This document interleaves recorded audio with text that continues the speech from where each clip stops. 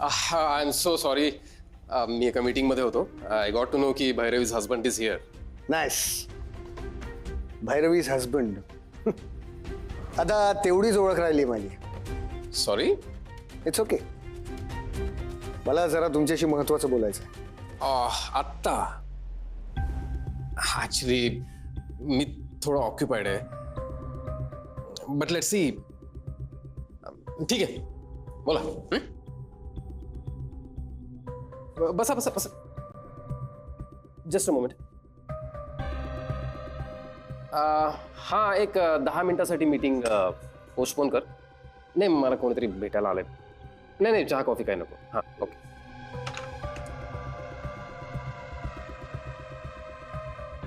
भैरवीला जी तुम्ही ऑफर दिली आहे ती मागे घ्या. व्हॉट? ही ऑफर ऍक्सेप्ट करायला ती केपेबल नाहीये. नाही जमणार तिला. म्हणजे ती बॉक्स पॅक करू शकते, पण तिला स्वयंपाकातला स सुद्धा येत नाही. आणि तिने तुमच्या समोर ऍक्सेप्ट केलंय की त्या दिवशीचे ते मोदक तिने बनवलेले नव्हते. स्पर्धेत सुद्धा जो पदार्थ तिने बनवला तो तिला येत नव्हता, तिला शिकवला गेला होता. आणि ऑनेस्टली आय थिंक ही स्पर्धा जिंकली कारण सिंपथी. ते म्हणतात ना, वासरात लंगडी गाय शहाणी. तुमची एवढी मोठी ऑफर स्वीकारायला तिची लायकी नाही. I can understand your concern, Anish. नाही, पण कसं आहे, मी तुमच्या घरी सुद्धा हा विषय बोललोय. आमच्या आउटलेट्समध्ये असलेले पदार्थ सगळे आम्ही बनवत नाही. म्हणजे आमच्या फॅक्टरीत काही बनतात, पण बाकीचं आम्ही आउटसोर्स करतो. सो तो पदार्थ काय आहे ते महत्वाचं. तो दुसरं कोणी बनवून देते का, doesn't matter. So what's the point? So एखादं प्रॉडक्ट स्वतः बनवणं एक स्किल आहे, आणि ते ज्याला बनवायला येतं त्याच्याकडून ते करून घेणं हे दुसरं स्किल.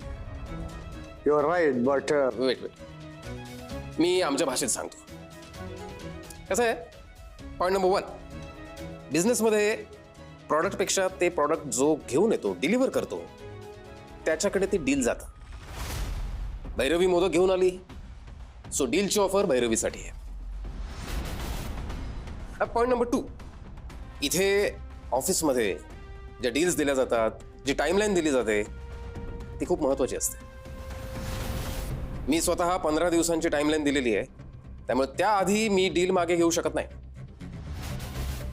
पॉईंट नंबर 3, भैरवीने स्वतःहून ही ऑफर अजूनही रिजेक्ट केलेली नाहीये, ऍक्सेप्टही केलेली नाहीये. तर जोपर्यंत ती तिचा निर्णय देत नाही तोपर्यंत ही ऑफर मागे घ्यायचा प्रश्नच येत नाही.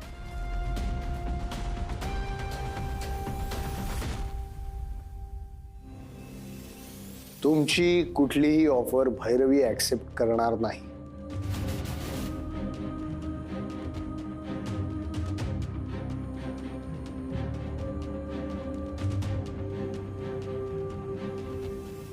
मिस्टर माजगावकर, या बाबतीतला जो काही निर्णय असेल तो फक्त भैरवीचाच असेल, तिचा एकटीचाच. आणि तिचा निर्णय तिला स्वतःला माझ्यापर्यंत येऊन पोचवावा लागेल. It will be better.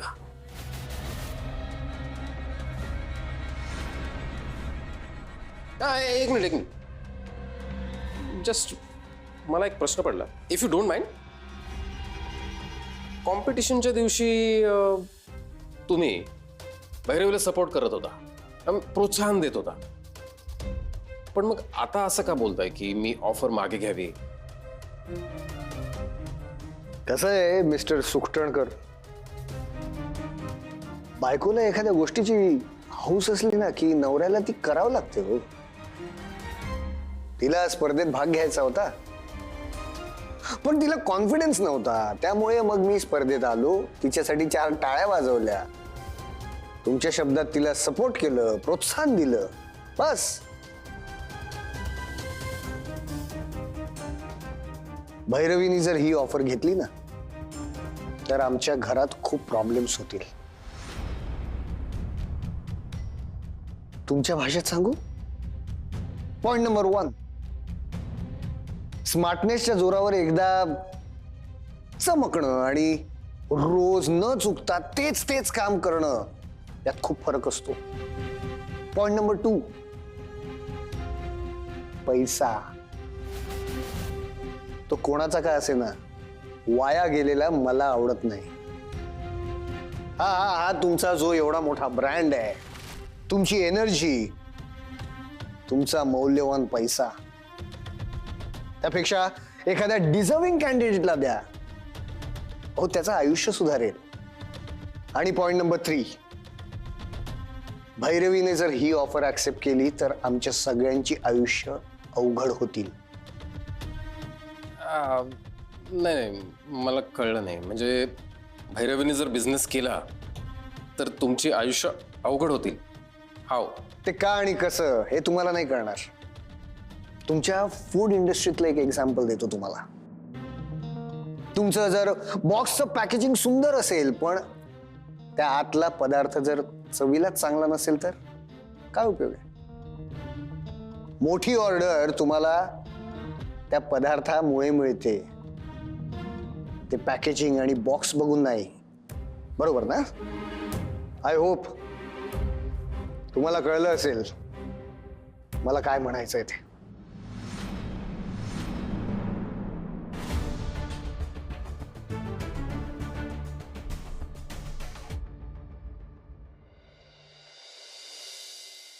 इराची list. एक येलो कलरचा फ्रॉक घरात घालण्यासाठी, रॉयल ब्लू कलरचा फ्रॉक बाहेर घालण्यासाठी, स्पोर्ट शूज, दिवाळी अंक, रांगोळीचे कलर, रांगोळी ज्याच्यावर काढतात ते. म्हणजे ते आम्हाला हे म्हणायचंय, मेरू मेरू मेरू मेरू असतं ना. हा, गेरू गेरू. सॉरी सॉरी, ते गेरू गेरू. आता ईशानची काय लिस्ट आहे? 2 कार्गो पॅन्ट. 2 कार्गो पॅन्ट, नवीन फुटबॉल, एवढं सगळं आणायचे. हो. हे कमीच आहे सगळं. हं? आणि काही शेवा.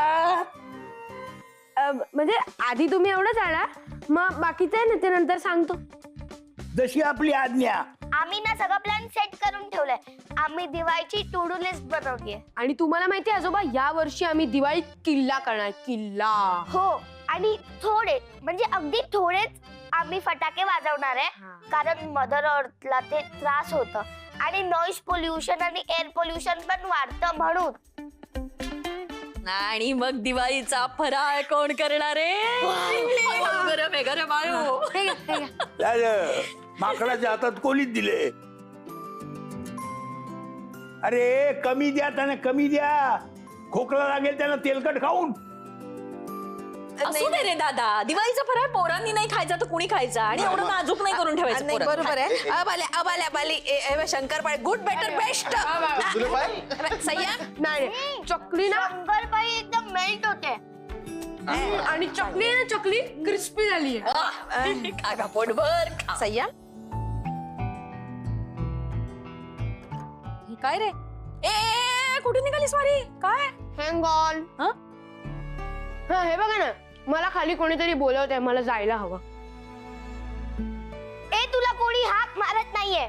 अगं इरा, असं काय करते? कियान बोलवतोय बा, आवाज ऐक, आवाज. ईशान, जेव्हा पण तुला खेळत असतं ना, तू असंच करतोस. अगं इरा, खाली ना सगळे फटाके पडतायत. फटाके चल चल चल. अरे! अगं चल ना, आई, आई, चल, चल. कमी फोडा फटाके, कमी फोडा.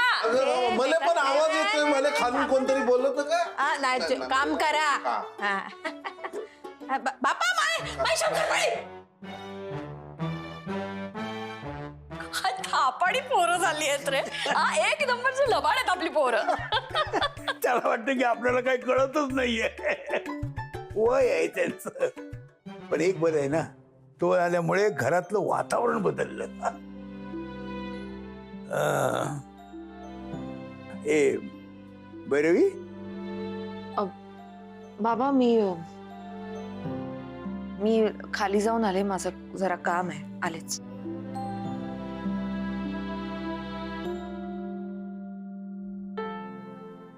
दादा, तू जरा बोलून बघ रे भैरवीशी. पार कोलमडून गेलीये पोर. ती खचली ना तर अख्खं घर खचेल. बरं झालं माऊ, तू आम्हाला इकडेच भेटलीस. आम्हाला काहीतरी तुला सिक्रेट सांगायचंय. काय झालं? ऐक ना माऊ, आपण म्हणजे मी, तू आणि इरा आपण ना फटाके घ्यायला जाऊया. बघ ना, माझ्या सगळ्या मित्रांकडे फटाके ते फोडतायत, आम्हा दोघांकडेच फटाके नाहीयेत. आणि तुला माहितीये यावेळी ना मला माऊ सगळं घ्यायचंय. म्हणजे बघ, भुई चक्र घ्यायचंय, पाऊस घ्यायचा, फुलबाजी घ्यायची, आणि मोस्ट इम्पॉर्टंट मला बॉम्ब घ्यायचाय. आणि पण तूच चला, आजोबा नको. आजोबा का नको? अगं ते एकदम थोडे थोडेच फटाके घेऊन देतील का? तू कशी भरपूर देशील? तुला मी मगाशी सांगितलं सगळे घ्यायचे. चल ना, मी तर म्हणतो आत्ताच्या आत्ता चल चल. आत्ताच्या आत्ता मला पॉसिबल नाहीये. आत्ता तुम्ही त्या मुलांसोबत जाऊन खेळा बरं. अगं पण माऊ, आत्ता पॉसिबल नाहीये, सांगितलं ना एकदा. माऊ, तू ओके आहेस ना? हो, मी ओके. तुम्ही जा बरं, आपण नंतर घेऊयात. हा, जा, पळा पळा. बाय.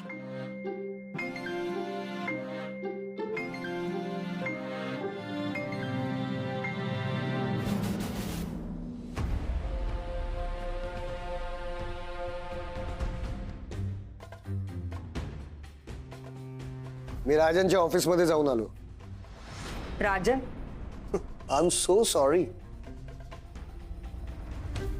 मी तुझ्या राजन सरांच्या ऑफिसमध्ये जाऊन आलो. कशासाठी? तुझ्या बिझनेस मध्ये मी तुला बिझनेस पार्टनर म्हणून नकोय ना? नाही. मग मी तुला परक्या पुरुषाबरोबर बिझनेस करायला परवानगी देऊ शकत नाही. सिरियसली? मग एवढी वर्ष मी परक्या पुरुषांबरोबर ऑफिसमध्ये काम करतेय, तेव्हा काही नाही वाटलं तुला? ते नाही खटकलं? तेव्हा तू माझी बायको नव्हतीस. ओ कम ऑन, आता तू कारण देतोय सनीश. ठीक आहे, तसं समज. पण मला तू तो बिझनेस करायला नकोयस. मग आतापर्यंत मला प्रोत्साहन दिलंस त्याचं काय? ते खोटं होतं का हे खोटं आहे? Oh my God, I can't believe it. तुला माहिती, तुझ्या राजन सरांनी सुद्धा हेच विचारलं मला. व्हॉट अ कोइन्सिडन्स या. You guys think so alike. Anish, wow. Bhairavi, हे खोटं नाहीये. पण खरं हे आहे की दरवेळी तू माझ्यापेक्षा वरचढ व्हायचा प्रयत्न करतेस. आणि मी तुझ्यासारखा लेचापेचा नाहीये, कळलं ना? वाह, मस्त. आता सगळे मार्ग अवलंबून झाले म्हणून तू आता शेवटचा बाण काढलास का तुझ्या भात्यातून? तुला थांबावं लागेल भैरवी. नाही जमणार मला. मुळात हे सगळं मी आपल्या घराला आर्थिक अडचणीतून बाहेर काढण्यासाठी करते अनिस. आणि त्यासाठी माझ्या घरच्यांचा सपोर्ट आहे मला. आणि तू मला सपोर्ट करू शकत नाहीयेस त्याची कारणं अतिशय इलॉजिकल आहेत, कळलं तुला?